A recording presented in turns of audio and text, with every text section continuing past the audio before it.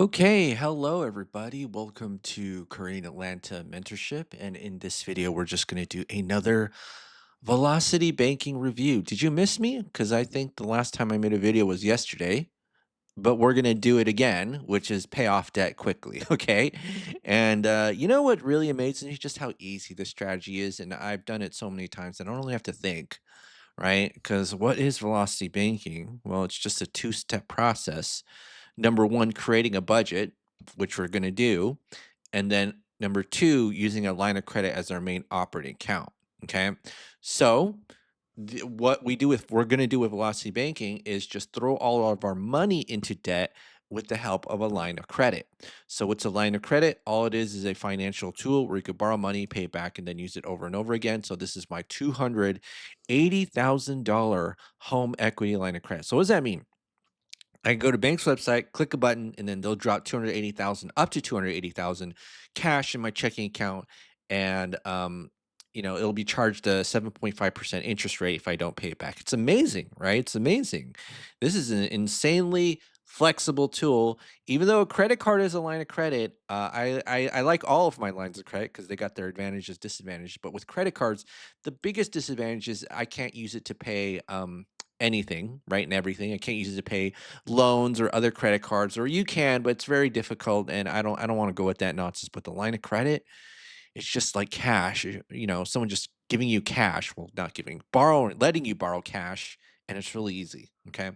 All right. So let's imagine, and let me dramatically zoom up here. Every time I do a dramatic zoom, I wish I had a producer who would do like sound effects or maybe some background music to make it more dramatic, like dun dun dun. Right? Income 7,100, expenses 7,100 and $7.96. And so we're negative. We're negative in our savings account. Uh-oh. Uh-oh. How do we get out of this one? You ask most people, like they'll say, "Hey, you definitely need to make more money, right? Work overtime, deliver pizzas." That's like the Dave Ramsey method. And if we take a look at our expense breakdown, okay, let's take a look.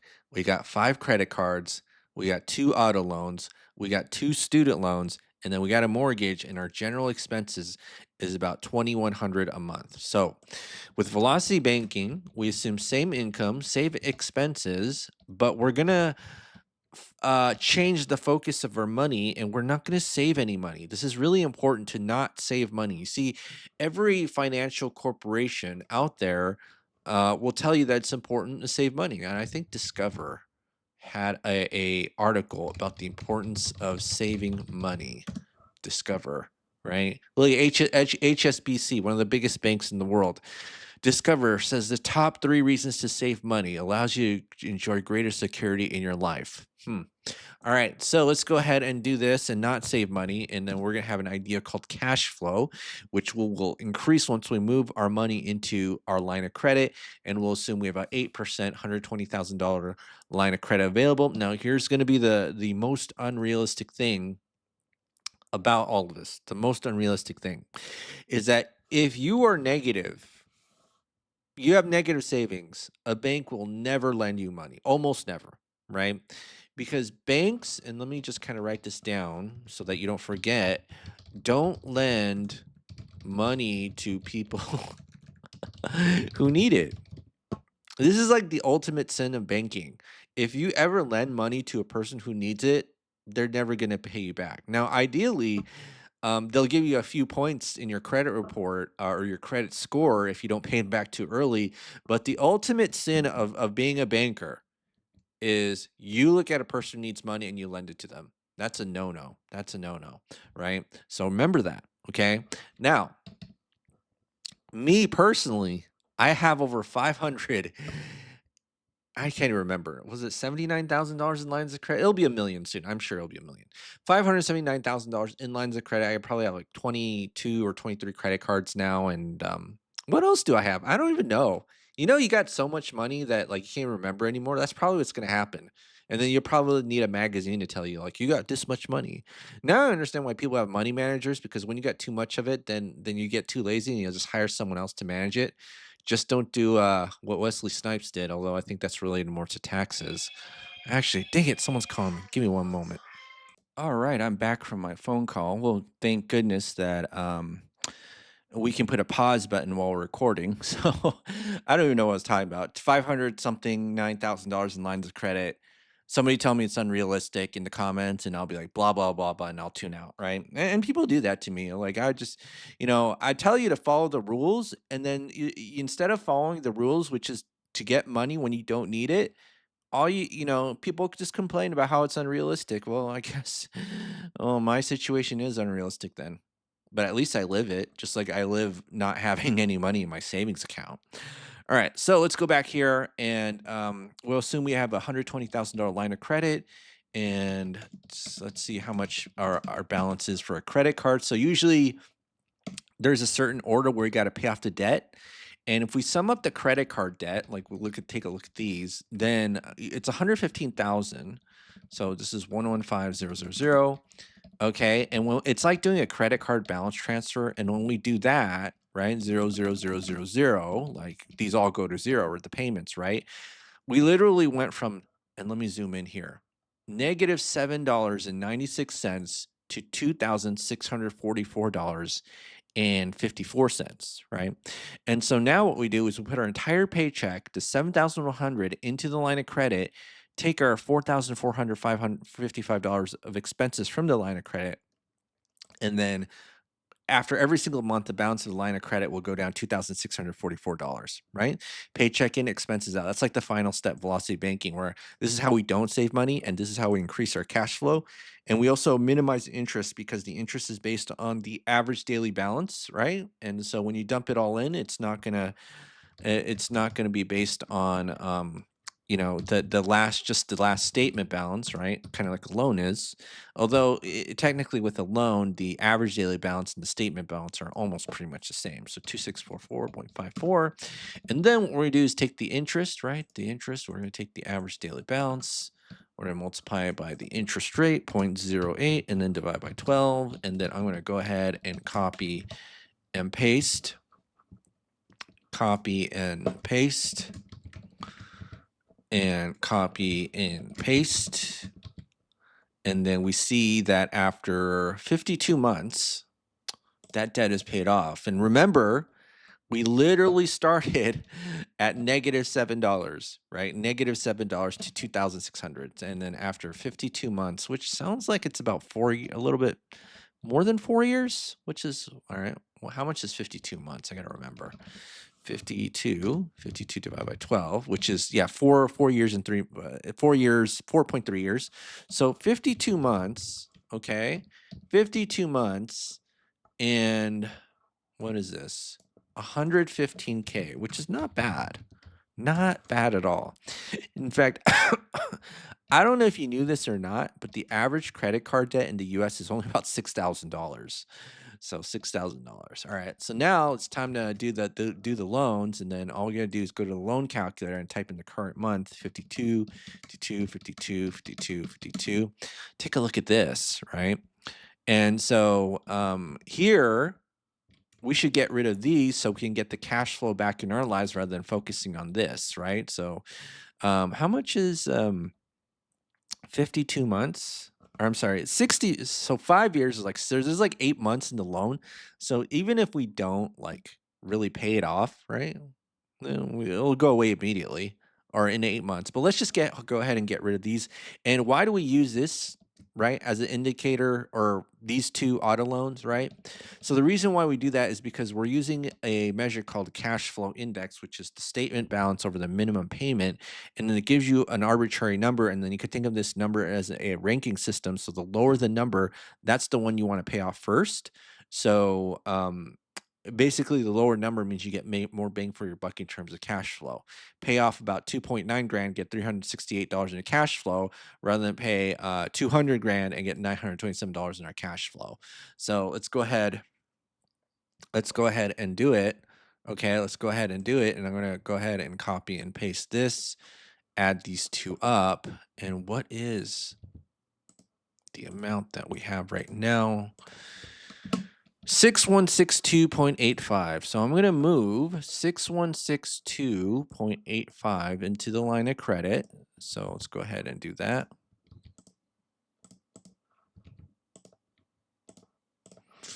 Plus 6162.85. All right. And so guess what happens when we do that? Oh my goodness. 0, 0. These two auto payments go away. And now our new cash flow is 3428.04.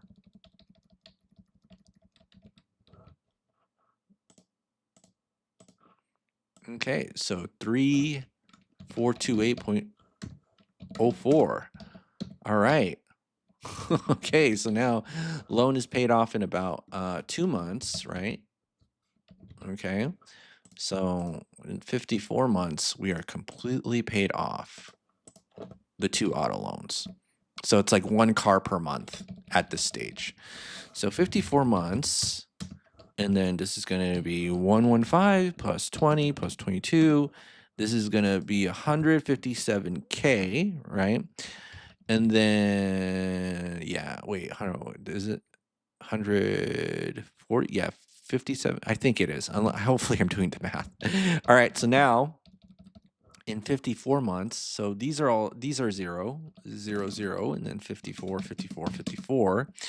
And we could just move this 8 grand into the line of credit. But you see right here, this 56 means, well, if we focus on this, we'll get more bang for our buck in terms of cash flow.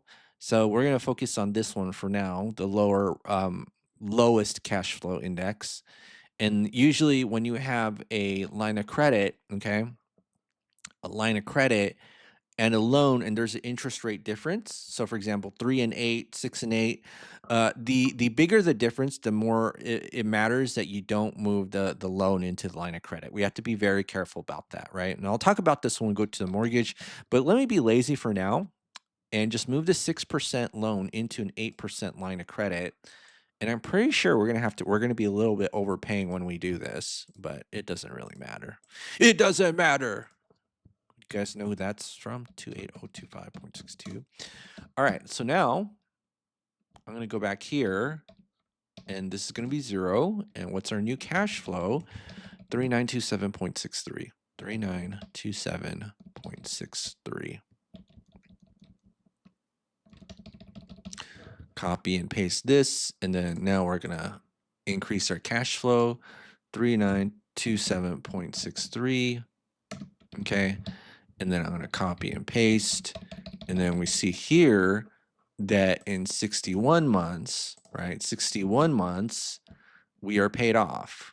We are paid off, okay? So 61 months to pay off that 45K student loan. So 157 plus 45, which is 202K, 202K. All right. So at 61 months, let's see where we're at. So it's 0, 61, 61. Could I move this whole thing into a line of credit? Probably. It's so small that, like, honestly, it's not going to matter that much. So I'll just move this just to make the math easy for me. Now, how would I do this in real life? Real life? I'd probably do the chunking method. So what's the chunking method is that you move 7936.06 the loan into the line of credit in pieces. Okay, and I'll talk about that because it's most relevant when it comes to the mortgage. But look at that, 4 grand of cash flow ready. Whoa! Oh, I can't believe it. All right, so I'm gonna do this. So this is gonna be 4072.47, and then 2 months we paid off that line of credit. How much did it cost us? Maybe $60 to pay it off. $63. I don't know. All right, so now let's go ahead and do that. Was it 60? Yeah, 63 months, right?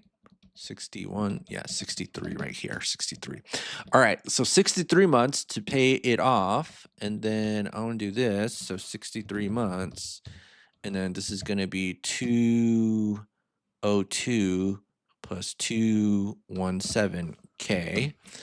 And then now in the mortgage is going to be so 63. So this is 0, 63. Okay.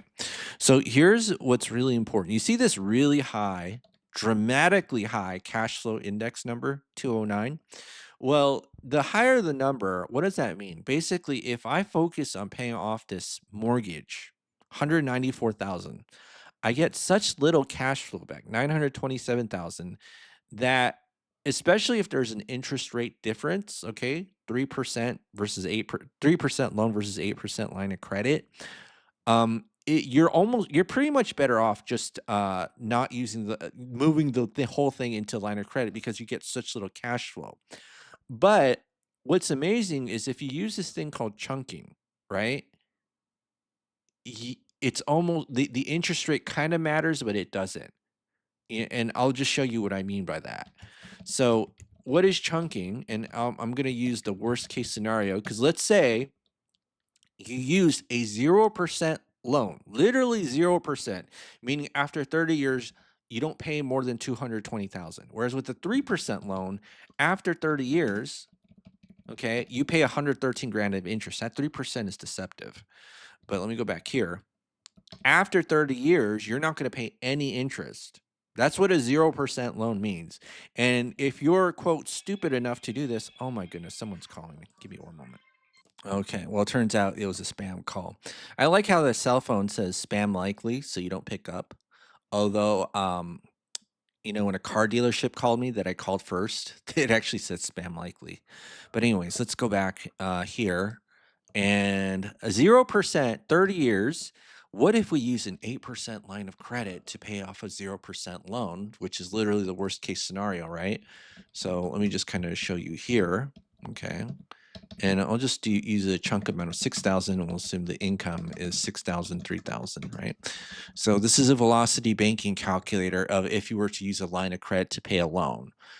Because if you're going to use an 8% tool to pay off a 0% mortgage, obviously there's some interest that you're going to overpay, right? Literally a 0% loan. Okay, so 220000, 0%. And then what's the monthly payment on that 0% loan? It's 611.11. 611.11. So in this scenario, what's the worst that can happen? You pay over 2 grand, right? 2 grand. Now, if this were a 3% loan, right? Let's just kind of switch it up here. 3% versus, or not versus, 927.53. 927.53. You notice that there is interest saved, right? There is interest saved, okay? So 89 grand. So obviously when you do a 0%, you're overpaying by 2 grand, but when you use this with a loan that has some interest, and the more interest, like 6, 7, 8% that this has, obviously this will save you money. But the interest rate does matter, but it doesn't when you use a chunking method, meaning you just kind of pay the loan into little pieces, right? As a rule of thumb, okay, you gotta pay the mortgage last, and number two, you just do a small amount, kind of like similar to your salary, right, or your monthly income, which is like it doesn't really make that big of a difference, right? So let me just kind of go here and then just go here, which is 220000. So let me just do this. Yeah, this is all. No, actually, this is not right.